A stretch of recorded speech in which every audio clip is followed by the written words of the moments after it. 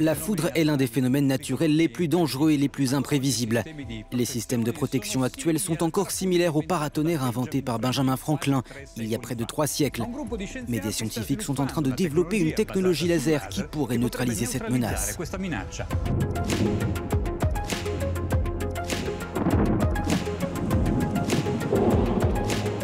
Le Sentis, plus haut sommet du massif de l'Alpstein dans le nord-est de la Suisse, est un site exceptionnel pour les spécialistes de la foudre en raison de ses conditions météo extrêmes.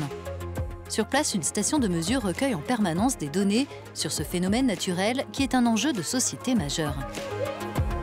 Chaque année, il cause 6 000 à 24 000 décès dans le monde, mais aussi des coupures de courant, des dégâts sur les systèmes électroniques, des feux de forêt et ainsi des milliards d'euros de préjudice. Cette tour a une particularité unique dans l'ouest de l'Europe et peut-être dans le monde.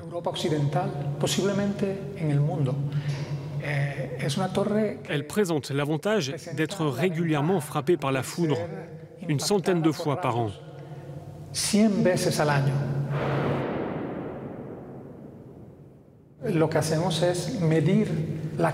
En fait, nous mesurons la charge électrique qui est transférée des nuages vers le sol. C'est comme un choc électrique que quelqu'un prendrait en mettant son doigt dans une prise. En l'occurrence, nous mesurons cette décharge, ce qui nous permet de déterminer la quantité d'énergie transférée des nuages vers le sol. La foudre représente aussi une source de champ électromagnétique qui n'a pas d'équivalent dans la nature ni parmi les choses créées par l'homme. Elle produit des champs dans tout le spectre des longueurs d'onde, des fréquences très faibles jusqu'aux radiofréquences, aux micro-ondes et même aux rayons X et gamma.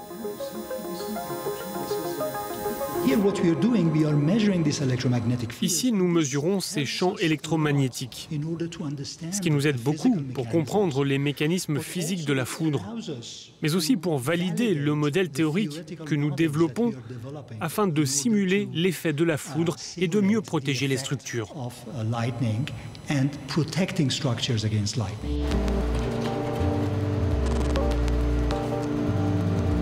Dans le cadre de ce même projet de recherche européen, cette autre équipe installée en France teste un instrument qui s'appuie sur des décharges ascendantes générées par un laser particulièrement puissant.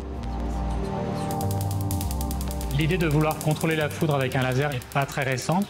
Ça part de l'idée que grâce au laser, on peut projeter de l'énergie à grande distance. Ici, on voudrait utiliser le laser pour créer un chemin préférentiel pour la foudre, faire une sorte de guide en creusant l'air à l'aide d'impulsions laser très puissantes.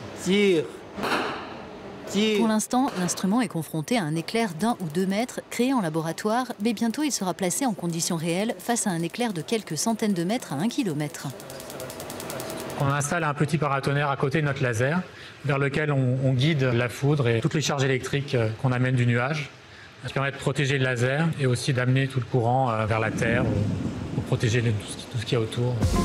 Ce genre de système pourrait être facilement déployé pour protéger des installations vulnérables, comme des centrales électriques, des sites nucléaires, des aéroports, des pas de tir, mais aussi lors d'événements qui génèrent un rassemblement de foule.